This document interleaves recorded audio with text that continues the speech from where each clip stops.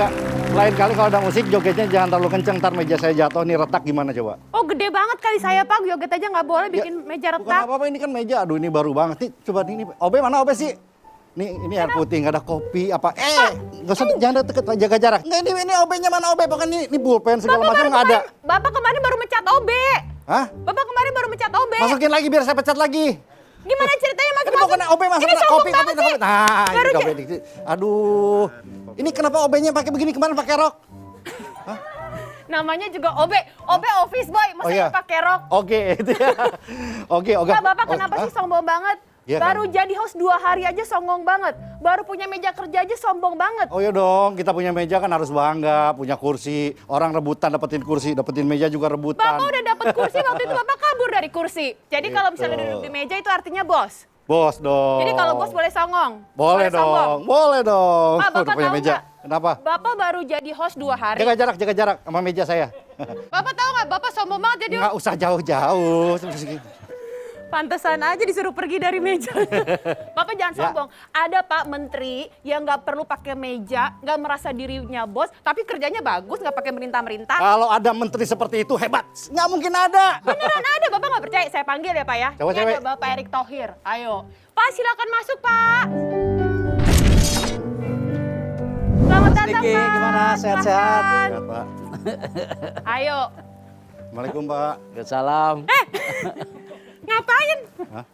Emang Pak, apa? ini sombong banget Pak. Baru punya meja aja merintah-merintah Pak. Obi Nggak, Pak. dipanggil-panggil, dipecatin Pak. Enggak, Pak. Sombong banget Pak. Itu mah disuruh, Pak, acting tuh, Pak.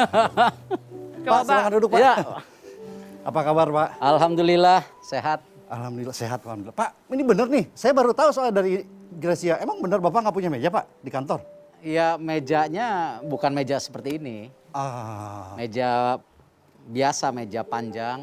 meja panjang. Oh. Karena ya nggak tahu kebiasaan. Mhm.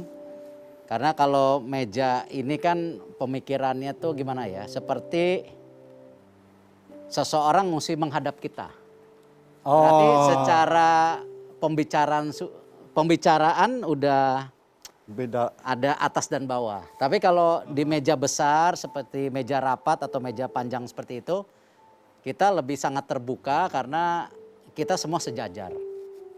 Oke, berarti tujuannya supaya atasan dan bawahan tidak kaku, tidak kagok, seolah tidak ada jarak untuk bisa lebih kreatif Berdiskusi, lagi. ya. Iya, luar biasa. Betul, Dan betul. itu Pak, nggak ada meja seperti ini dalam arti meja bos dan segala macam itu di semua pekerjaan Bapak berarti. Ya karena filosofinya tadi, saya percaya kita bisa sukses itu karena kerjasama.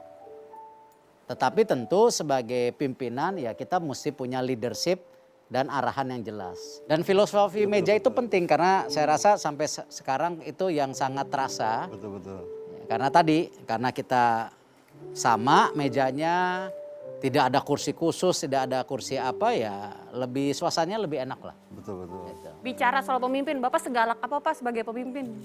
Saya galak kalau hasilnya tidak kelihatan. Cuman kalau kesehari-harian saya rasa saya jarang marah.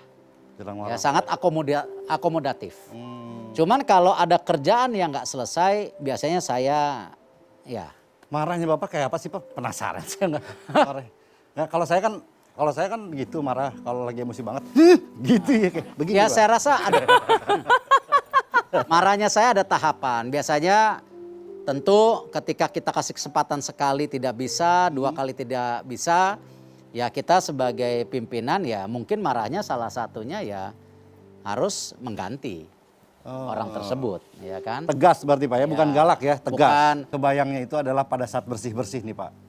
Itu kan ada, saya baca di media Pak Erick sedang bersih-bersih. Saya sempat karena bacanya selewat tuh bersih-bersih gimana nih Pak? Ya ngepel, nyapu. Ya bersih-bersih begini, bahwa tentu transformasi BUMN kalau mau sukses itu kan mesti ada dasarnya. Siap. Dasarnya yaitu transparansi. Hmm, Semua itu kalau terbuka, transparan pasti lebih enak. betul, betul. Lalu akuntabilitas, semua ada hitungannya. Hmm, Yang terakhir profesionalisme. Profesionalis. Nah kalau ini kita dasari dengan 3 hal ini, ya bersih-bersih yang kita lakukan ada fondasinya. Ada fondasinya. Bukan karena bersih-bersih suka dan tidak suka. Betul. Saya rasa tidak bisalah kita pemimpin melihat oh ini dekat sama kita, ini yang diberi kesempatan. Nah karena itu kita juga punya KPI yang jelas. Yaitu kita apa sih? Kita tegaskan kepada tim yang ada di UMN, mana fokus bisnisnya. Nah di fokus bisnis itu kita bisa punya tolak ukur. Dan hasilnya ada, yaitu apa? Ya dividen. Dividen buat siapa? Buat negara, di mana hasil dividennya bisa dipakai buat kepentingan masyarakat itu sendiri gitu. Kemarin terakhir saya dengar yang Garuda juga dibersihin. Terus apalagi Pak yang sekarang lagi dibersih-bersihin? Ya, Pak? saya rasa gini, konotasi bersih-bersih itu kan memang bagian dari tadi komitmen transformasi yang berlandaskan 3 hal tadi. Ya. Nah sekarang kita juga sedang mulai melihat mengenai subsidi. Ya subsidi yang selama ini, mohon maaf, ini kita nggak suuzon atau menuduh siapa-siapa. Subsidi ini kan ke depan harus tepat sasaran. Langsung aja ke rakyatnya. Kenapa harus melalui BUMN? Kan bisa langsung. Betul. Nah dengan itu juga dengan data yang baik, subsidi itu bisa langsung terlaksanakan. Betul. Nah sekarang ini kadang-kadang banyak data-data yang mungkin tidak sinkron. Sehingga gray area atau daerah abu-abu itu yang mengakibatkan bisa salah sasaran. Nah bagaimana sekarang kita harus berpikir positif, salah sasarannya ini harus kita perkecil. Supaya program pemerintah langsung dirasakan kepada rakyatnya. Betul. Nah BUMN tentu kita harus membantu ya dengan infrastrukturnya. Makanya program yang fondasi yang kita pentingkan di BUMN tentu bukan hanya sistem dengan apa, yang paling penting kan hati. Betul. Makanya kita selalu bilang akhlak. Yang utama akhlak itu penting gitu. Ini kan berdasarkan survei dari Indobarometer, katanya aksi bersih-bersih Bapak inilah yang akhirnya Bapak dapat penghargaan, betul ya Pak? Sebagai menteri terbaik katanya dari Indobarometer. Oh itu gimana perasaan Bapak? Ya saya rasa penghargaan itu ya harus kita apresiasi. Tetapi kita mesti ingat kan waktu kita dapat penghargaan itu bukan karena kita. Karena tim kita. Betul. Pujian itu justru racun, kritik itu obat.